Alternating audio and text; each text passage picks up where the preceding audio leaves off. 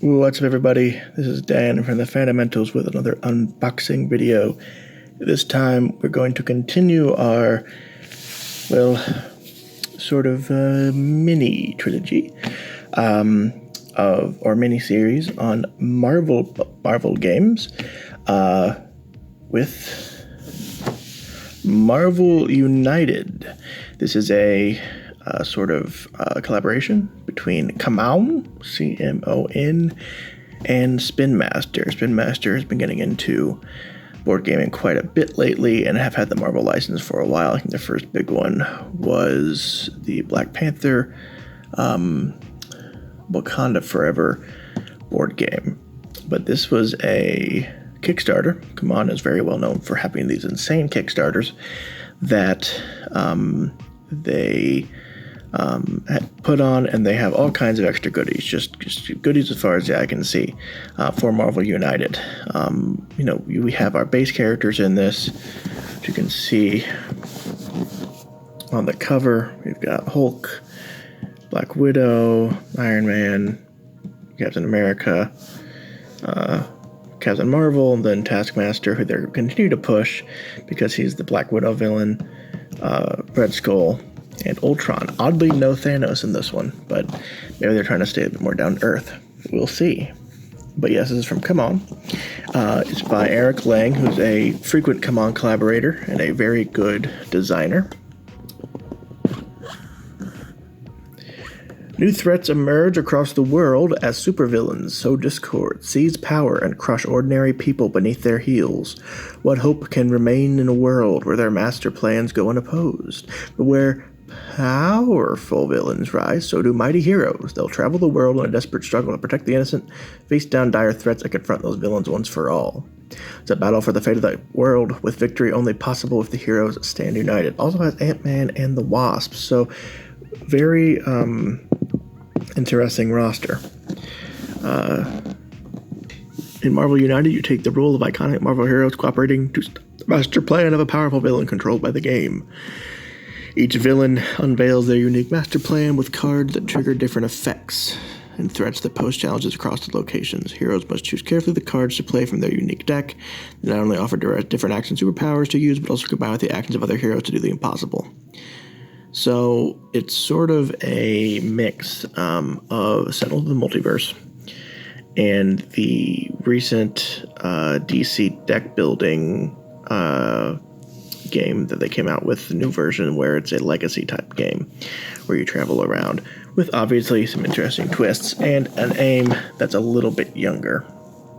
As you can see by the art style, it's not it's a family friendly game. So put that back there. The rule book, which is in English and is big, and there's Wasp, and there's rules, and there's diagrams, and there's art. It's very nice. Free CMON content. Don't know what that means. We've got tokens. My God, we've got tokens. We've got bad guy tokens. We've got skull tokens. We've got a thing token. We got angry triangle tokens. We got heartbeat tokens. And here we have punch tokens and move tokens and star tokens and weird abstract cube tokens. Always fun. And the top of this cover is actually, if you can see, it's actually molded to have this kind of shape. This is Marvel there.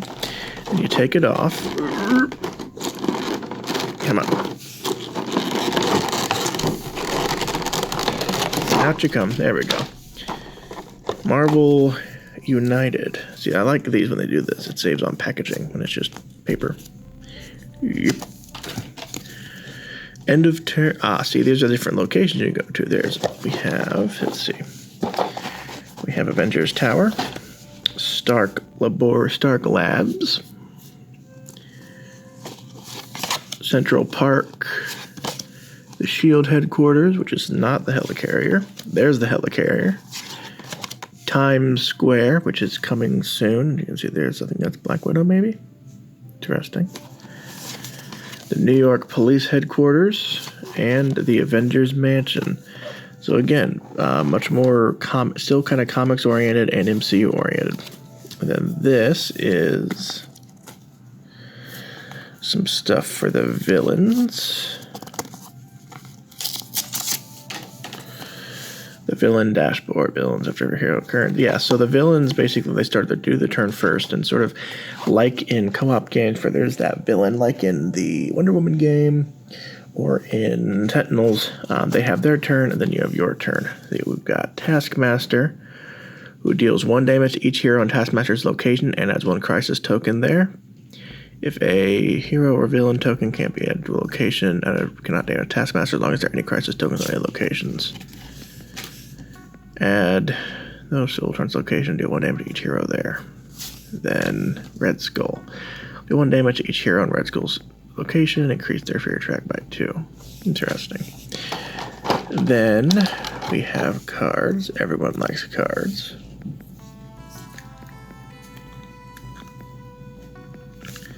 Of course, they don't have the strip on them, so, God forbid. Then we have our card for Captain America. He's running, he's throwing a shield, he's standing there. He's standing there, throwing a shield, all kinds of stuff. Black Widow, who jumps, has sticks, has her stingers, has sticks, different pose with the sticks. Iron Man, he can fly, he can shoot beams, That's about all Iron Man can do. Hulk, he jumps, he punches, he punches up, and he's angry. That you did it. Captain Marvel, who in this iteration is full on the Mohawk Carol. She doesn't do doesn't have quite the look of, she doesn't quite have Brie Larson, but probably because they don't have the license to Brie Larson with their flaming Mohawk. Ant-Man, he's small, he's heroic and small, he's throwing a star, he's small. Not a lot of variation on the art with these, not a lot of variation with these cards. Wasp can fly, and fly at you, and pose, and look angry, and shrink. Has wings and energy projection. So, yeah, again, honestly, what this feels like is, it's a younger audience, ages 8 and up, so I can't necessarily be super judgmental about it, but that is the way of things. And you can see there's even room for all the different tokens to fit in. Look, a cube. And then we have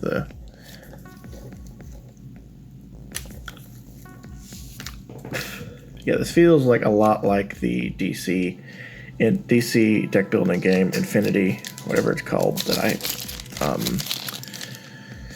looked at Gen Con last year. Civilians, thugs, threats, these are the challenges you can do. Elite thugs, explosive trap, daily trap Taskmaster, he has all of his stuff. Ultron clones, those are like their minions. Ultron,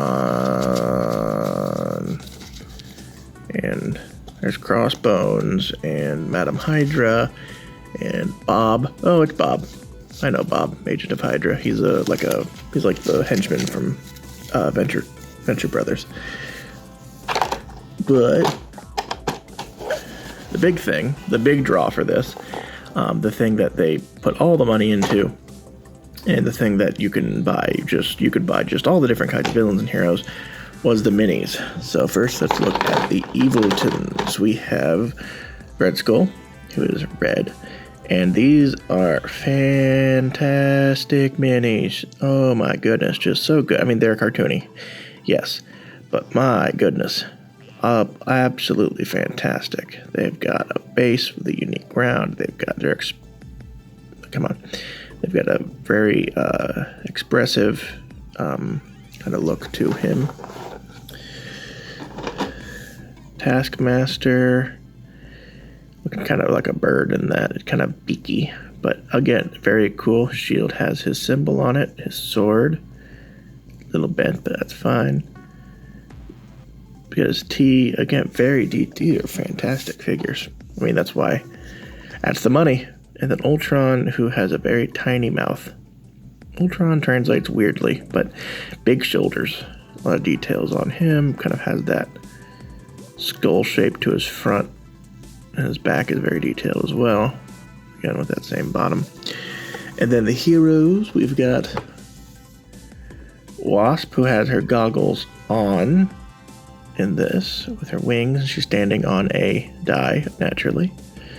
Very fun with her butt out. That's weirdly sculpted. But again, very detailed, nice wings on her.